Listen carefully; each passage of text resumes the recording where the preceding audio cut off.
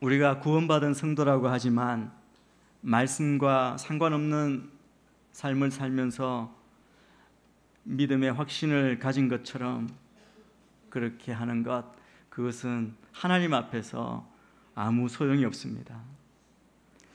모든 죄에서 완전히 자유롭게 되어 영원한 행복을 누릴 수 있다고 생각하면서 그렇게 또 믿고 확신하면서 동시에 죄의 길에 빨리 가고 쉽게 죄를 짓는 사람은 스스로를 속이는 것입니다.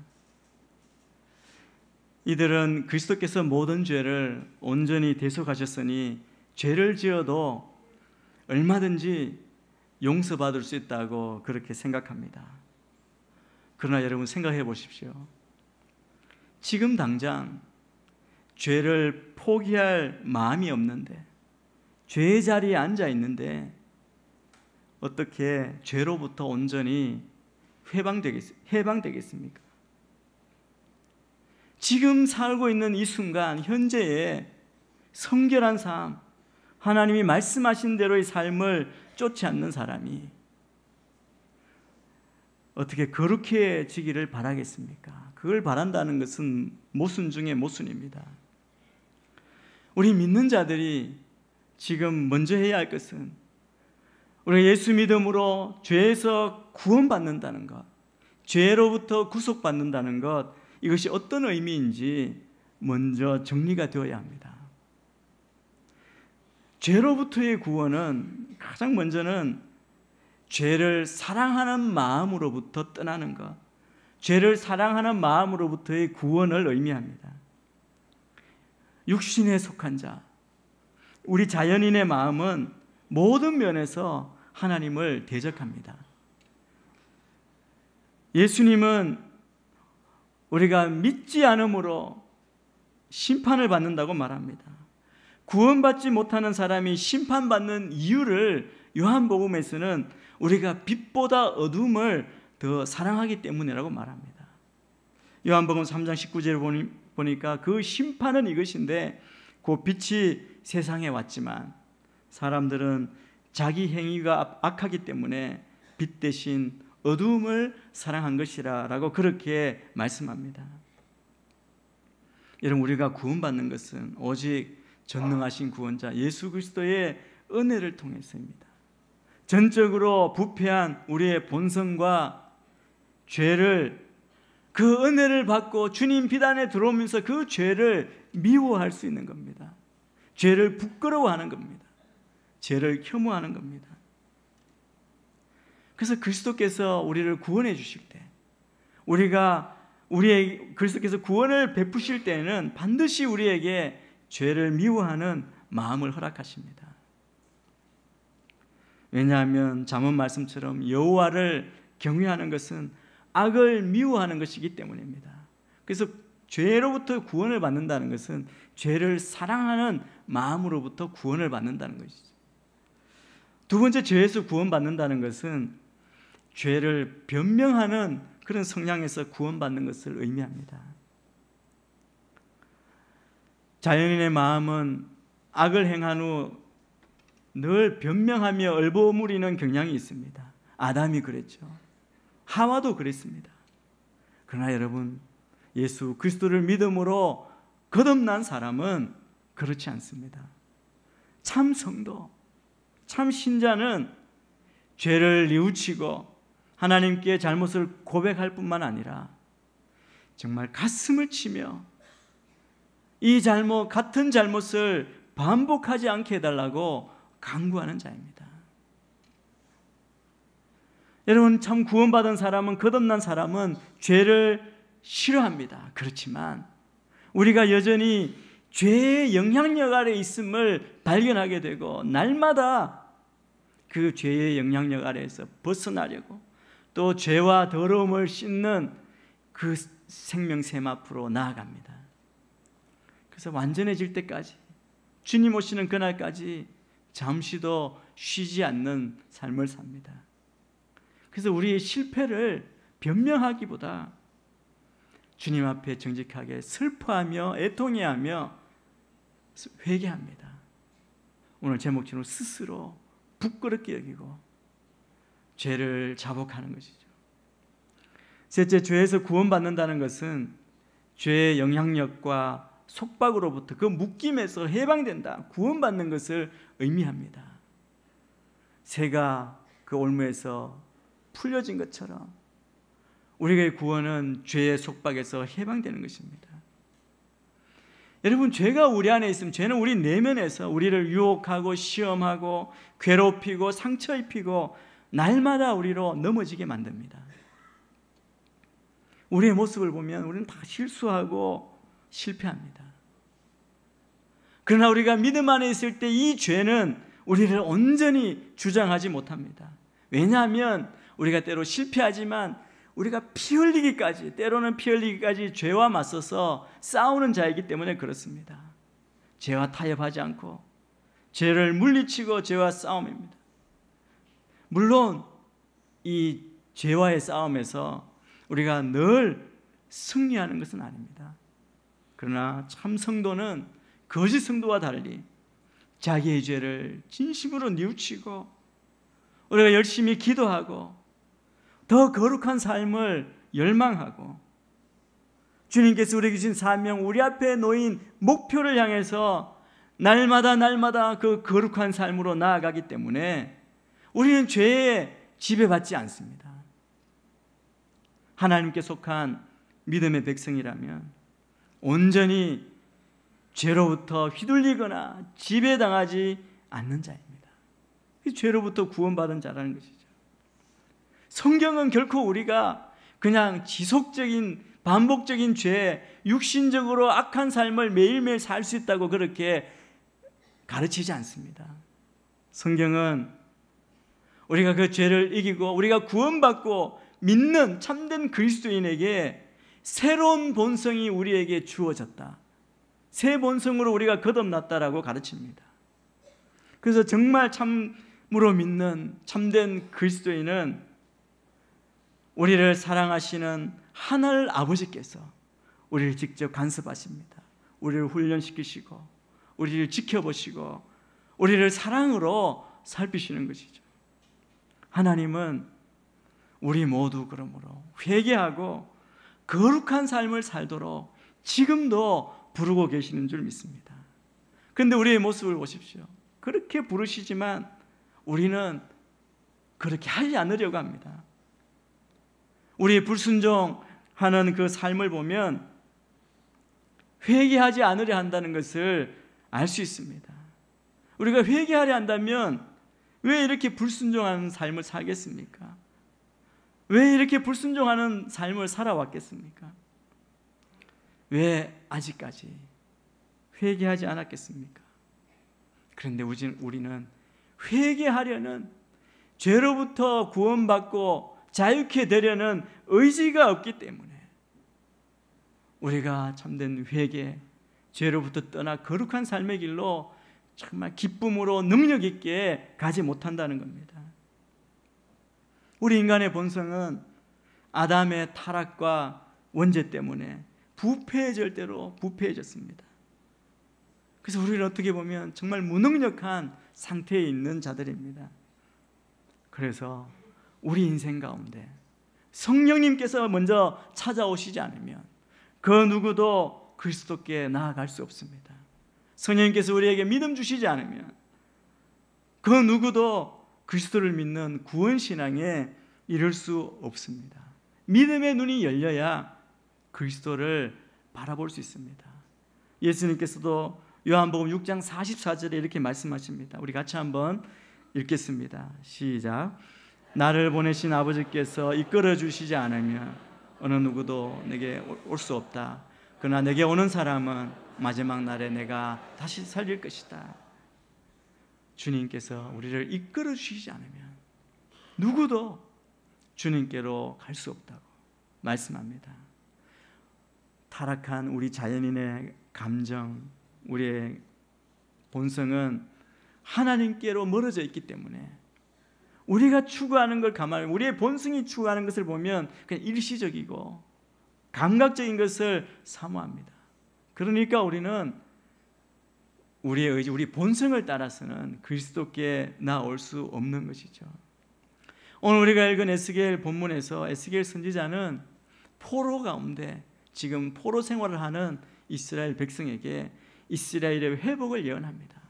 그 땅으로 돌아갈 것이다, 다시 축복할 것이라고 예언합니다. 그런데 회복된 이스라엘이 하나님 앞에 서 있으려면 이스라엘은 먼저 해야 할 것이 있습니다. 하나님이 먼저 그 백성에게 해주시는 것이 있습니다. 그것은 씻는 것입니다. 그리고 거룩하게 되는 것입니다.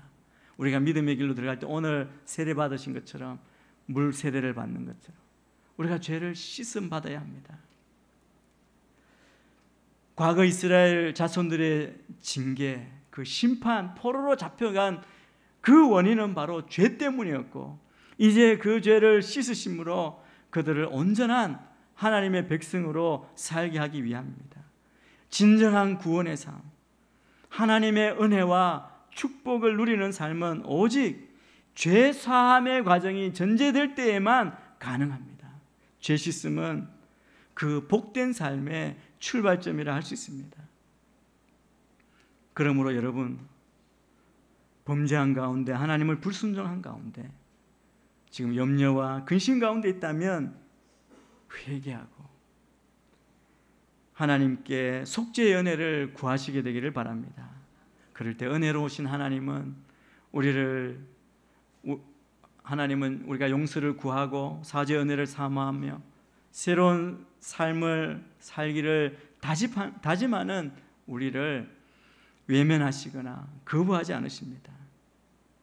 또 우리가 이미 그리스도 십자가의 보혈로, 그 보혈의 공로로 죄사함을 받았다면 이것이 우리의 삶에 얼마나 복된 것인지 우리가 기억하고 잊지 말고 우리가 계속해서 그 죄사함 받은 대로 거룩하고 정결한 삶을 유지해야 할 것입니다.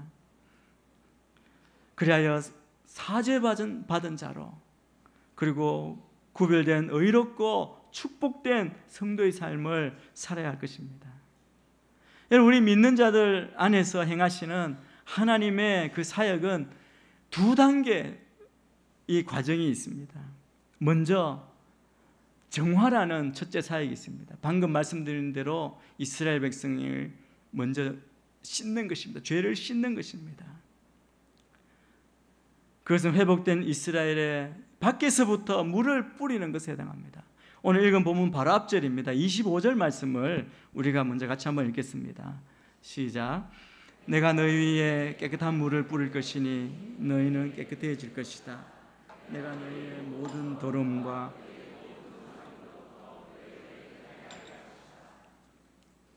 주님께서 먼저 깨끗게 하신다는 것입니다.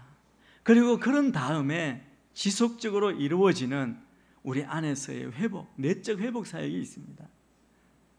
그게 두 번째 단계에 하나님이 하시는 사역이십니다. 에스겔은 그것을 하나님의 영, 이 성령의 내적인 사역을 통해서 새 마음과 새 영을 받는다는 비유로 표현하고 있습니다. 우리 26절, 27절도 계속해서 같이 읽겠습니다. 시작. 내가 너희에게 새로운 마음을 주고 너희 안에 새로운 영을 줄 것이다. 내가 너희 육신으로부터 돌과 같이 굳은 마음을 없애고 너희에게 살처럼 부드러운 마음을 줄 것이다. 그리고 내가 내 성령을 너희 안에 주어서 너희로 하여금 내 명령을 따르며 내 규례를 지키고 내 행하게 만들 것이다. 이 말씀은 구원의 본질, 우리가 받은 구원의 본질에 대한 말씀입니다. 하나님께서는 이스라엘 백성들을 오늘 예언의 말씀처럼 본토로 귀환시키셨습니다. 말하자면 이스라엘 백성의 구원은 이미 이루어진 것입니다. 하나님 말씀하셨기 때문에 우리는 믿음으로 이루어진 것을 믿습니다. 그런데 이에 대해 하나님께서 그들을 맑은 물을 뿌려 정결케 하시고 그것으로 그치지 않고 하나님께서 그들 속에 새로운 마음과 새로운 영을 주실 것을 약속하십니다. 마음은 인간의 의지와 생각의 자리입니다. 감정과 그리고 행동의 바탕이 되는 자리입니다. 영은 인간 생명의 원리입니다. 하나님께서 임하셔서 역사하셔서 그들의 마음과 영의 새로운 변화의 역사가 나타나게 하신다는 것입니다. 죄로 달려갔던 그들의 인생, 죄된 삶의 그 방향성, 경향을 바꾸어서 하나님의 뜻대로 살 수 있는 능력을 주신다는 겁니다. 돌과 같이 굳은 마음, 이 불순종했던 마음을 그 반대 부드러운 마음, 이 순종의 마음으로 바꾸어 주십니다. 다시 말해 이스라엘 백성의 마음, 우리의 마음을 온전히 새롭게 하시겠다는 것입니다.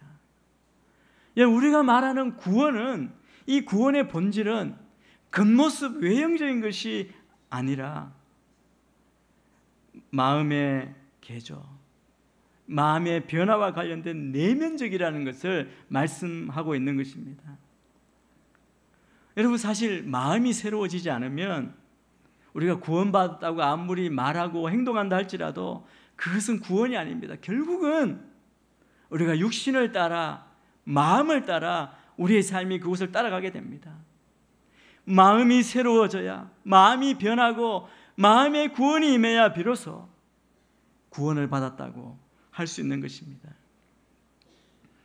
우리는 이미 죄와 허물로 죽은 사람입니다. 죄로 죽은 우리의 마음을 다시 새롭게 하고 다시 살게 하기 위해서는 우리 스스로 부패된 무능력한 우리의 힘으로는 불가능합니다. 우리가 다시 새롭게 하는 것은 생명의 영이신 성령님께서 하나님의 창조의 권능, 회복의 권능으로 우리의 심령에 새롭게 솟생케 하심으로 우리가 다시 새롭게 지음을 받을 때 가능한 것입니다. 그래서 참된 구원의 삶을 살려면 성령님이 임하셔서 성령을 통해서 그 심령이 새로워지는 역사, 새로운 마음으로 빚어지는 역사가 전제되어야 합니다.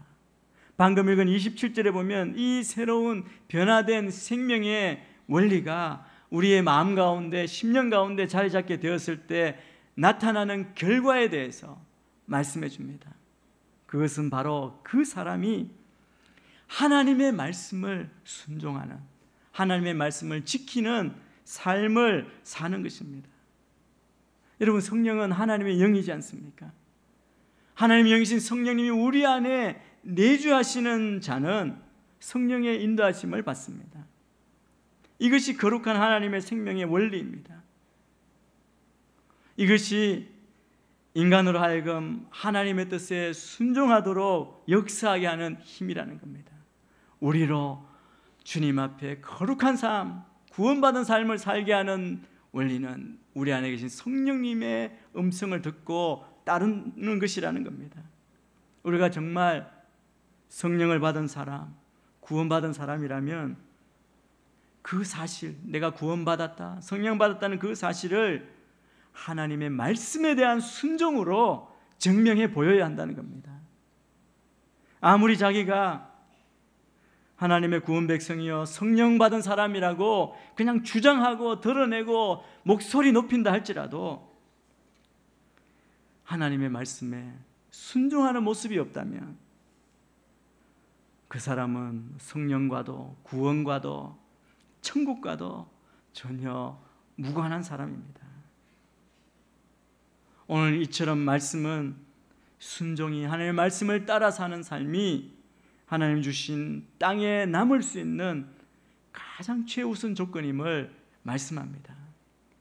저는 여러분이 하나님의 말씀을 순종하는 그 삶의 증거가, 구원의 증거가 여러분의 삶에 온전하게 드러나게 되기를 주의 이름으로 축원합니다. 그리고 그것이 하나님의 언약 백성으로서의 복을 누리는 길이라고 말씀합니다. 어떤 복을 받습니까? 28절에서 30절까지 말씀 계속 읽겠습니다. 시작. 그리고 너희는 내가 너희 조상에게 준 그 땅에서 살게 될 것이다. 그러면 너희는 내 백성이 되고 나는 너희의 하나님이 될 것이다. 내가 너희를 너희의 모든 더러움에서 구원해낼 것이다. 내가 곡식을 불러다가 그것을 풍성하게 만들고 너희 위에 기근을 내리지 않을 것이다. 내가 나무의 열매와 들판의 수확물을 풍성하게 해 내가 민족들 가운데서 기근으로 인해 더 이상 수치를 당하지 않게 할 것이다. 이스라엘 백성이 누리게 될 땅의 풍성한 소산과 축복을 약속하십니다. 새 마음, 새 영으로 또 성령의 인도하심을 따라 말씀을 따라 순종하고 갈 때 하나님이 약속하신 그 땅에 살 뿐 아니라 그 땅의 풍성한 소산, 축복을 약속합니다. 사실은 뒤에 보면 그들이 받을 축복이 어떤 것인지 또 계속 나옵니다. 하나님은 그 백성을 모든 그 더러운 곳에서 구원해 내신 다음에 풍성한 수확을 주실 것이고 그들이 다시는 기근 때문에 다른 나라 사람들의 수치와 조롱을 받지 않게 하실 것이다 말씀하십니다. 이전에 그들 어떤 모습이었습니까? 그들은 하나님께서 조상들에게 주신 그 땅에서 망하고 포로로 잡혀 쫓겨났습니다. 하나님의 버림을 받았고 더러움을 입고 기근과 수치 가운데 처하였습니다. 이스라엘 백성이 왜 이런 상태에 나라도 잃고 온 곳을 흩어지고 노예로 살게 되었습니까? 그것은 그들이 죄악을 사랑하고 범죄했기 때문입니다. 그래서 그들은 하나님의 징계를 받아 그처럼 고통스러운 상태에 놓이게 되었습니다. 여러분, 그 상태에 놓이기까지 그들은 죄가 얼마나 무서운 것인지, 부끄러운 것인지, 혐오스러운 것인지, 그것이 얼마나 하나님을 진노케 하는 것인지 몰랐습니다. 그러다가 하나님의 징계를 받고 나서 나라가 망하고 포로로 잡혀가서 종살이 할 때 그 죄의 결과가 얼마나 비극적인 것인지 알게 되었습니다. 그리고 회복된 이후 새 마음과 새 영으로 변화되어 과거 자신들이 행한 죄악이 얼마나 미련한 일이었고 혐오스러운 것인지 깨닫게 된 겁니다. 그래서 스스로 부끄러워하고 회개하고 혐오하게 된 것이죠. 하나님을 경외하며 이제 그들은 죄를 멀리하게 되었습니다.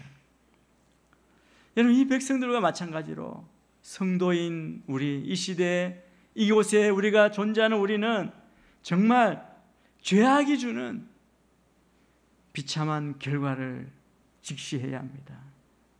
그리고 언제 어디서든 성령님과 말씀에 순종해서 죄는 모양이라도 버리고 오직 의롭고 성결한 삶을 살기에 힘써야 할 줄 믿습니다. 이것이 진정 우리의 삶에 허락된 하나님의 한결같은 은혜, 또 그것으로 인한 평안과 축복을 지켜가기 위한 유일한 길임을 잊지 말아야 합니다. 그래서 우리는 하나님의 은혜를 기억하고 성령님 내 안에 오셔서 나를 주장하시고 내가 성령님의 음성에 민감하게 반응하고 거룩한 하나님의 자녀의 삶을 살아야 할 줄 믿습니다. 이스라엘 백성들이 그 회복된 이후 그들의 행동, 그들의 반응이 31절, 또 우리가 읽지 않았지만 32절에 나옵니다. 31절, 32절 말씀 계속 같이 읽겠습니다. 시작. 그러면 너희가 너희 악한 행동과 좋지 못한 행위를 기억하시고 너희 보기에 너희의 죄와 혐오스러운 일들로 인해 너희 스스로를 몹시 싫어하게 될 것이다. 너를 위해서 내가 이렇게 하는 것이 아니다. 주 여호와의 말이다. 이것이 너희에게 알려졌으면 한다. 이스라엘의 족속아, 너희 행동에 대해 부끄러워하고 수치를 알라.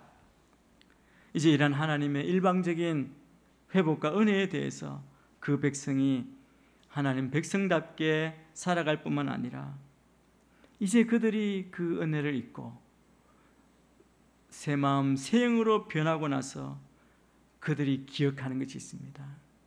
그들이 과거에 저지른 죄악에 대해서 기억합니다. 죄악에 대해서 기억하고 성령의 감동을 받고 그들이 한 것은 스스로 부끄러워하는 겁니다.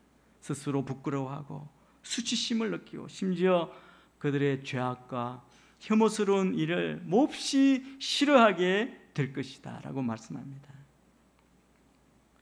이스라엘 백성들이 그동안 탐닉하고 즐겼던 과거의 죄악, 우상 숭배, 그것에 대한 기억마저도 몸서리 쳐질 정도로 혐오하게 되는 것, 그것은 그들 안에 하나님의 영이, 성령님이 거하시게 되었고 하나님과의 온전한 관계가 회복되었기 때문에 그렇습니다.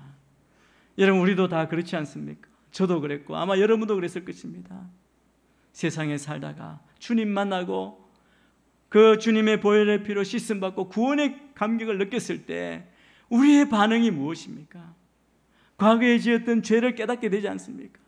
기억도 못했는데 떠오르는 죄악마다 우리가 눈물 흘리며 회개하지 않습니까? 그렇게 함으로 구원받고 하나님의 거룩한 성품을 닮아가게 된 것입니다. 이제 심판을 당하기 전에 그 땅에서 행했던 죄악들을 스스로 회개한다는 것입니다. 이 스스로 부끄러워하고 회개하는 것, 이것은 하나님의 사랑과 은총을 받은 자로, 이것은 억지로 율법적인 그런 의식적인 두려움으로 형식적으로 하는 것이 아니라 성령님의 감동으로 참 마음에서 우러나오는 회개를 경험한 것입니다. 성령님이 우리 안에 이 일을 이루실 줄로 믿습니다. 나라와 민족을 위해 기도할 때 탓하는 것이 아니라 내 안에서부터 우리의 죄악을 회개하는 회개의 역사, 스스로 부끄러워하는 그 회개가, 참 회개가 일어나야 할 줄 믿습니다. 진정으로 하나님의 은혜를 경험한 자들은 회개의 열매를 맺게 될 것입니다. 영적으로 죄를 혐오하는, 미워하는 거룩한 성품을 갖게 만드는 것입니다. 우리의 마음은 정말 만물보다 거짓되고 심히 부패합니다. 그러나 바울은 우리에게 소망을 이야기하죠.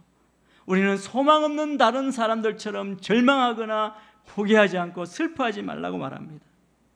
사실은 우리가 스스로 상상할 수 있는 것보다 훨씬 더 부패하고 속의 생각이 악한 자이지만, 그러나 주님을 바라보면 우리는 정말 스스로 상상할 수 있는 것보다 훨씬 더 많은 큰 사랑을 그리스도 안에서 받은 자들이라는 것, 말씀 안에서 우리가 깨닫게 됩니다.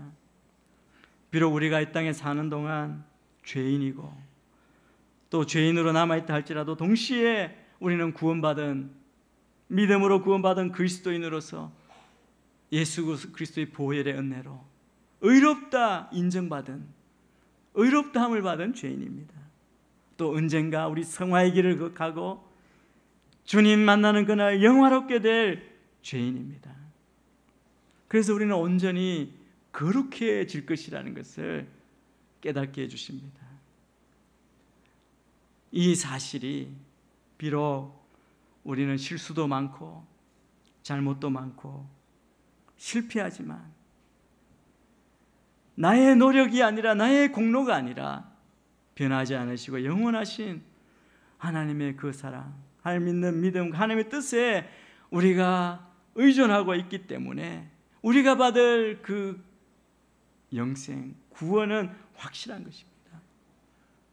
그래서 우리는 스스로 죄를 부끄러워하고 싫어하고 날마다 회개하고 오늘 또 내일 계속해서 성화, 영화의 길을 걸어가는 겁니다. 만약 하나님, 우리가 하나님 편이라면, 또 하나님이 우리를 도우신다면, 비록 지금 싸움이 어렵고 힘들고 길더라도 우리에게는 온전한 승리, 영원한 승리가 보장되어 있습니다. 저는 우리 모두가 성령님을 의지하고 성령님의 도우심으로 스스로 부끄러워하는, 죄를 미워하는, 혐오하는 회개의 열매를 맺는 우리 모든 성도님들 다 되시기를 주의 이름으로 축복합니다. 그래서 거룩한 하나님의 성품을 가진 자가 다 될 수 있게 되기를 주의 이름으로 다시 한번 축원합니다.